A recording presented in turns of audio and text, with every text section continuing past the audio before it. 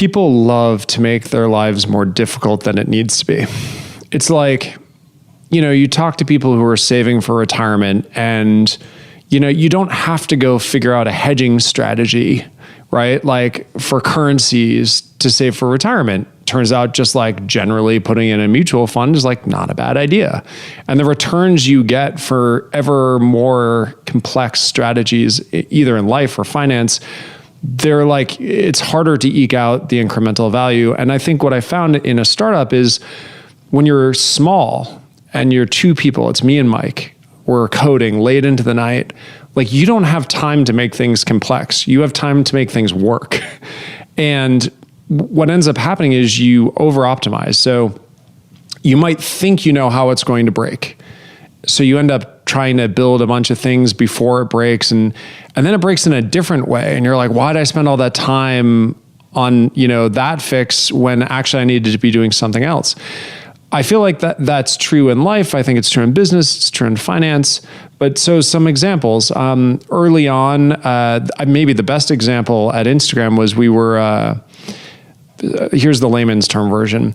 We were on one computer, basically, one server, and we had enough space to store the data on that one server, and Instagram became popular, right? And it turns out all the data couldn't fit on one server anymore, and we were like, this is a novel problem. Let's figure out how to split it among 2 servers or 3 servers or 4. And instead of just like writing a single file that said like, hey, listen, if your user ID is, even, you're on this server, and if it's odd, you're on that server, which would have sharded the data across 2 servers very well and deterministically. What ended up happening was we threw everything out and we were like, you know what, let's adopt this crazy new technology that does auto sharding, and it was fancy and had all these bells and whistles. I won't name it because I don't want to throw them under the bus. But we spent, 4 months trying to rewrite our system to be on this new database. And eventually, after it crashing a bunch of times and us having issues with it, we were about to run out of space and Mike was like, screw it. And he literally spent maybe 2 hours in the afternoon writing that file that we should have written to begin with, and it all just worked. So I'm oversimplifying things a little bit for effect, but like that's basically what happened. And I still think about that story to this day in terms of an executive making a decision with his co-founder about what to do. Always do the simple thing first. And it's amazing to me how many people think the quality of their management, they think is judged based on the complexity of their decisions or the outcomes. And it turns out actually the right thing to do is sometimes the simplest and it's the most effective. So I live that as a value both in life, finance, and at work as well. Need motivation? Watch a top 10 with the Believe Nation. Top 10, I got a top 10. Got my motivation high for my top 10. Gotta learn from the wise women and men. All my life, like 9 for my top 10, top 10, 9. This one's for my top 10. Hey, it's Carmichael, and I make these videos because you are probably the most ambitious person in your circle, but you know you're capable of more, and you get that push by surrounding yourself with the best. So today, let's learn from one of the best, Kevin Systrom, and my take on his top 10 rules for success. Enjoy. Rule number 2, network. Going to, events or talks is that it turns out what you get from those things aren't necessarily, the takeaways that we're going to put up here on the board, but it's the people sitting next to you. It's the people you meet before the event, after the event, the people that you're sitting next to, chatting with them about the stuff that you're doing that end up being the most valuable part of your entrepreneurship experience going down the line. The fact that I remember being at a party, I think it was like maybe sophomore year in college when Facebook had just moved out, and I ran into Adam D'Angelo, who was the CTO at that time, at this little party. And we kind of kept in touch since. And on the day we went down, that first day we launched, we had all these problems. I was like, who's the smartest person I know who I can call up? And Adam spent 30 minutes on the phone with us, just walking us through the basic things we needed to do to get back up. And those little events are the things that matter. So, as much as you're paying attention to the stuff on the slides, make sure to spend some time after the talk getting to know the people around you. Rule number 3, create a healthy community. The good news is that our goal was to build an organization that prioritized the well-being of our community above any business metric. And that still exists today. I know that Adam running the company cares deeply about this. I know that the management team cares deeply about this. Some of the projects that we started, hadn't launched, were launched after we left, and it shows their commitment to the idea that you can create a platform that cares deeply about people. You might ask why. There are two parts to this. One is that I believe that the only way you can create a long-term business in social media online is to create the most solid community. One of our investors used to say, anyone can create a photo sharing app, not everyone can create a community. So you ask yourself, what's the best way to make a defensible asset there? And it's to make sure that the community stays healthy. So that's why we invested so much in it. But also, as a new father, my daughter's 2, I'm having another kid. I should say my wife's having another kid in 3 weeks, but we are having a kid together in 3 weeks. And you ask yourself, when you create something, we never set out to change the world. We set out to make something we wanted. And then all of a sudden, 1 billion people were using it. What kind of legacy do you want to leave in that business? And for me, you can make a lot of money, you can, have a lot of installs, but did you move the world forward in some way? And the idea that we would work on bullying, which was in your panel earlier with the Kardashians, we created an artificial intelligence layer that looked for bullying and filtered it out. We actively went after some of the world's hardest problems in social media today. So you asked me maybe what my highest level thought on this is. It's going to be one of the major challenges of that industry for a very long time. And the problem is that the people running these industries, like me, you're 35 or 40, you really need to be in touch with what it's like to be a young person online today because they use it differently. And if you're not in touch and if you're not proactive about that problem, it can get away from you. And you don't want it to be too late. But I think when I look at what companies are doing today in this space, I'm proud of what we started and I'm proud that they continue. Rule number 4, solve a problem. I'm working on a project now called RT Live. If the theme is how do we use our brains to solve problems for the world that the world actually needs, Instagram I think was a phenomenal success and a lot of people really love it. Over 1 billion people use it every month. But when I left, I asked myself, okay, what types of projects do I want to work on? And I had no idea COVID would happen, obviously. But when it did happen, I felt like there was a void for information out there that was well analyzed and well presented to people. And I kept asking myself, what's the one thing I want to know? And if I were running a state or a country, what would I want to know? And I discovered this metric that is very well known in the epidemiology community called the effective RT. And effectively, what it is it's if you're sick, Steve, how many people do you make sick, right? Over the course of your infection. If person A gets sick and gives it to 3 people over the course of their infection, RT is 3. Mm-hmm. And if everyone's the same, then RT is 3, right? And of course, not everyone's the same and people give it to different numbers of people. But the reason why this is important is because if R is less than 1, then the virus basically shrinks, right? The outbreak shrinks because, each person gives it to less than 1 person, therefore it has to shrink.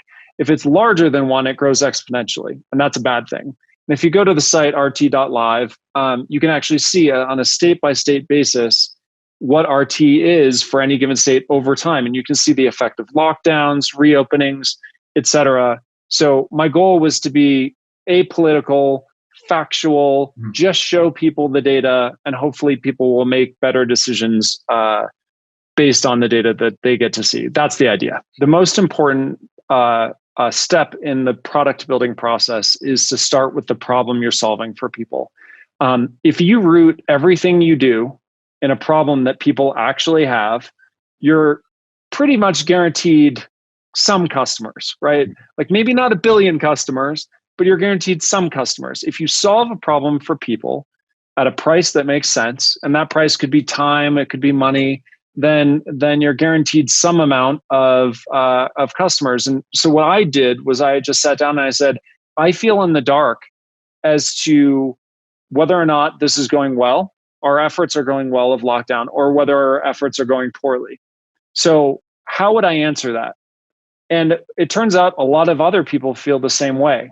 they feel in the dark and they don't know if it's going well. They see these charts that go up and to the right, but they don't really trust them, and testing volume and all these other things like delays and lags and just noise.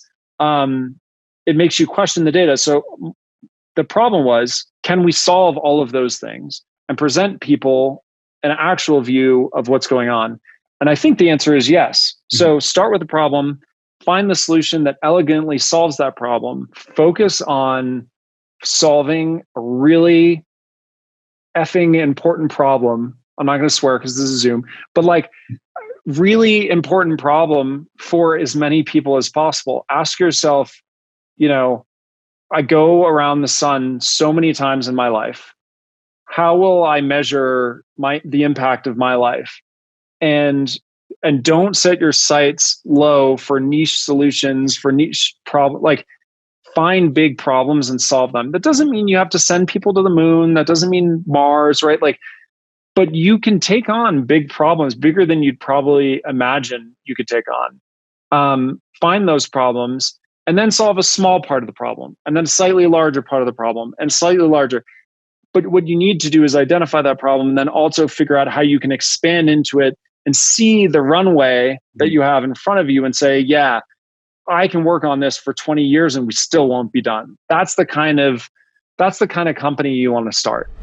Also, if you want to have more self-confidence and self-belief, the science says it can take up to 254 days of consecutive action for you to build a habit. So I've created a special free program to help you where every day for 254 days, I will send you an email that has a link to an unlisted video that if you watch it will boost your confidence forward. The link to join for free is in the description below. That ended up being worse than if we had designed a car from the beginning. They made us do all these crazy things to get out of ourselves, and so we stood on tables and did all kinds of things. I'm a weird dropout because I take college courses all the time. I love learning company courses and things, so I loved being a student. Rule number 5, try different things. We live in a really special place where people get to work on ideas, where failure is tolerated. I mean, if you travel overseas to other places, there's a reason why Silicon Valley is so different, and it's because failure is tolerated. You asked me a question, which is, why did I end up getting into the startup world? I grew up outside of Boston, Massachusetts, in a small town very few people have heard of called Holliston. And it was there that I realized that I loved doing lots of different stuff. It's not that I loved technology, it was that I loved doing lots of different stuff. So I went to boarding school, and I was the guy hanging an antenna outside of my dorm room window to do a pirate radio station, right? Like, I was designing flyers for dances, I was DJing, like, I just loved doing a lot of different things. And when I read required reading in school, our junior year, was this book called The New Thing, kind of the Netscape saga, right? I read that and I said to myself, like, this feels like an area of the world I can come to and be myself and do lots of different things and see what sticks. So I was drawn, I did a trip to Stanford just to see the school because I was interviewing at a bunch of East Coast schools, and I came to Stanford and I was like, there are palm trees, it's beautiful, and everyone loves working hard on really cool stuff. And I remember it was one of those first beautiful days back in Massachusetts. Like, you go through the entire winter and it's gray. For those of you from Massachusetts, you know what I'm talking about. And you get to the first beautiful day, and I was touring a specific school I won't name by name, and there was like not a single person outside. And I just said to myself, like, I want to be in a place where people want to enjoy life but work hard too. So Stanford was just like a natural bet. That's what drew me to being out here and being kind of a little schizophrenic in how I treat different ideas and go from thing to thing.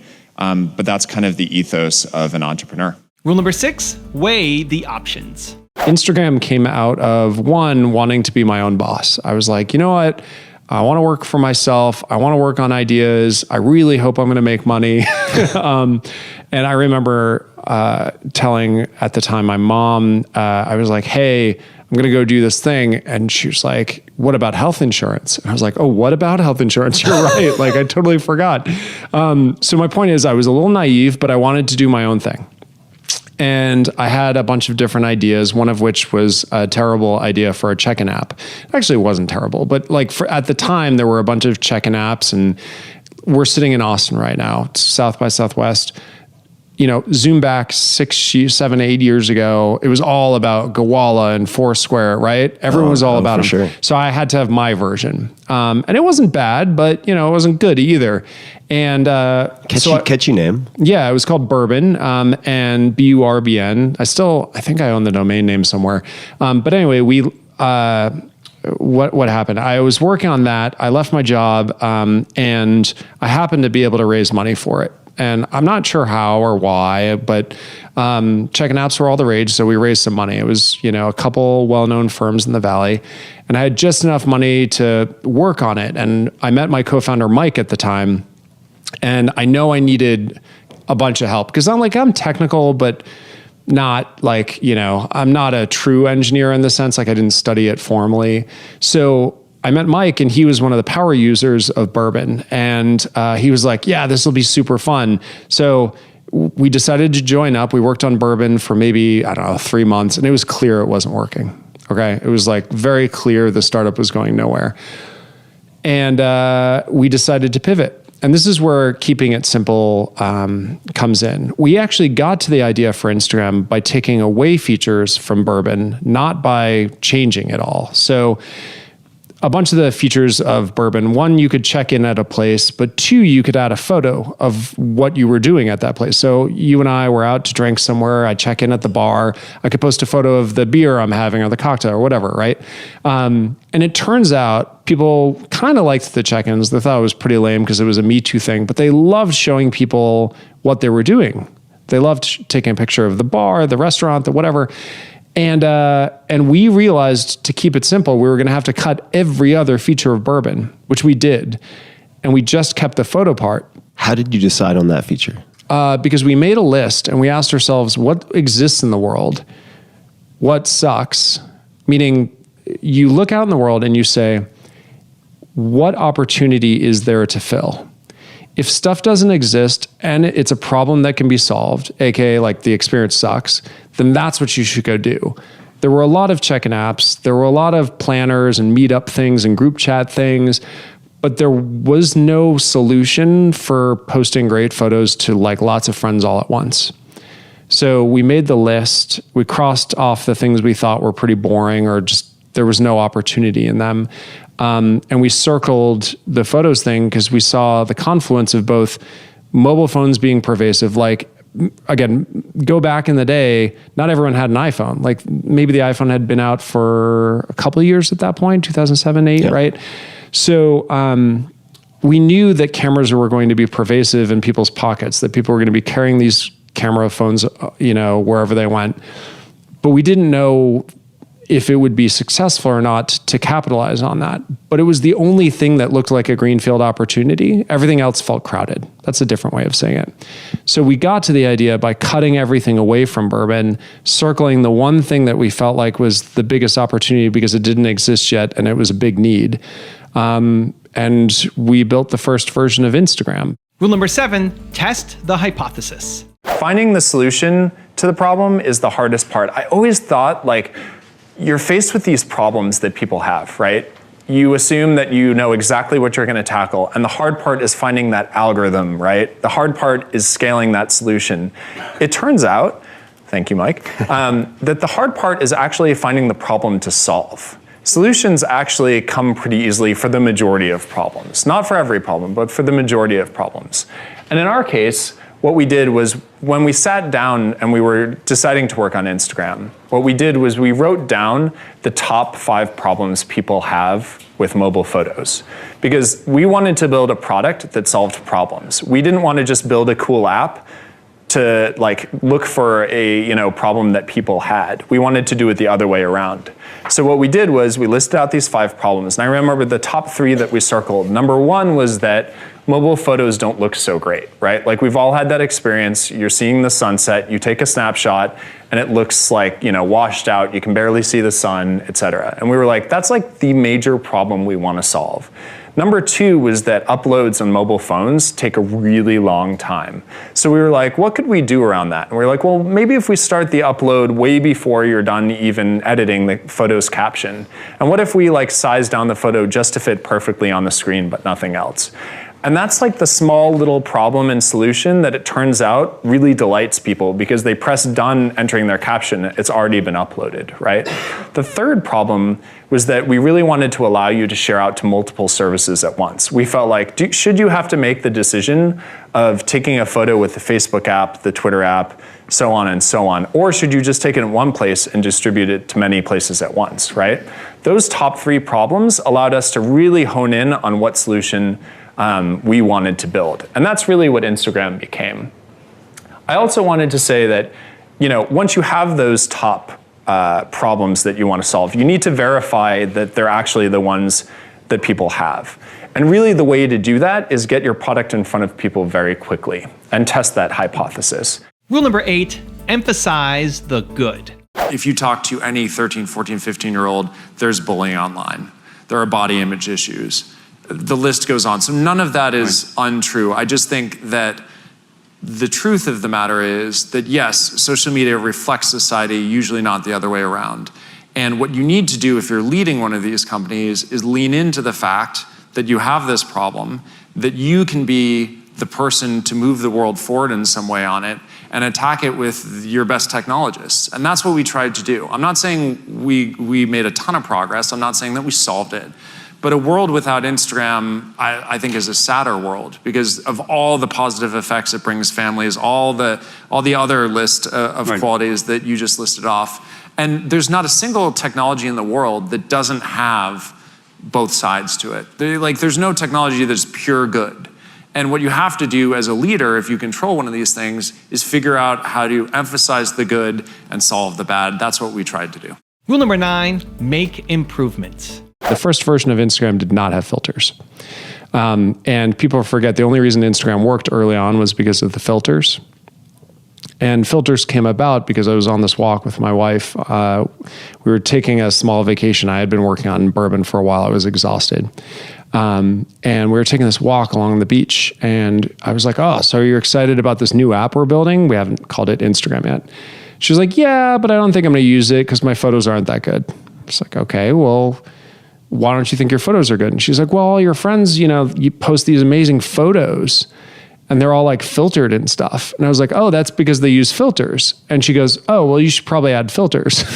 And we came back from that walk. I went straight to the room and I just got on my laptop and I made the first filter, which was X Pro 2. This is a long way of saying we cut features, we focused on what we thought the world needed, and then we got to the heart of the issue of why people wouldn't use it because people didn't feel comfortable sharing their photos. By solving those things right in a row and keeping it uber simple.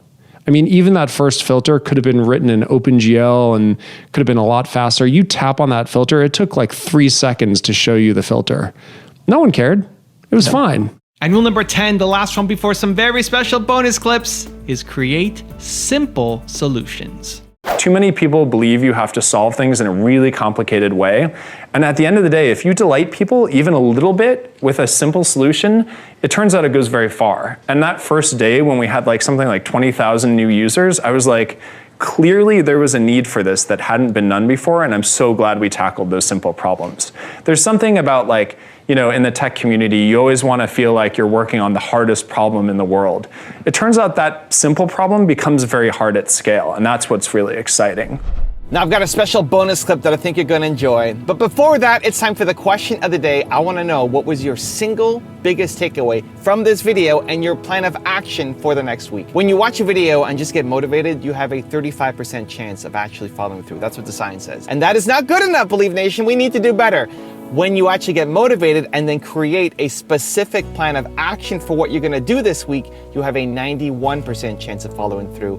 And when you publicly commit to somebody else, like leaving a comment below on this video, it jumps even higher. So I want that for you. I want to know your single biggest takeaway from this video and your plan of action for the next week so I can celebrate with you. My fear is that a platform of breaking up big tech prescribes a very general medicine to potentially very specific and very different strains of an issue. And that generally doesn't end well. And I think if we're going to attack specific problems, say if you don't believe someone like Chris Hughes doesn't necessarily believe that someone should have so much power to make policy decisions unilaterally, okay, go after that specifically, but don't think that just by, I don't know, peeling off WhatsApp and Instagram that all of a sudden solves that problem, because you still have 2.5-ish billion people on Facebook, right? So I don't have the answer, but I do have a framework, which is if we're gonna do these massive shifts to these large companies, it should be in the name of solving a very specific problem, and you should be able to tie it back to, I know if I take this action, it's gonna solve this problem, because I think we all deserve that if we're gonna take that type of action. It's a tough one.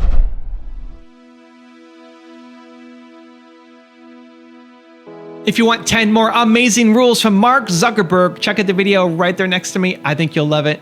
Continue to believe, and I'll see you there. At the time, I remember talking to him about how I was working on this Facebook thing, and I thought it would be cool for Harvard, and I really was excited about it because I wanted to use it.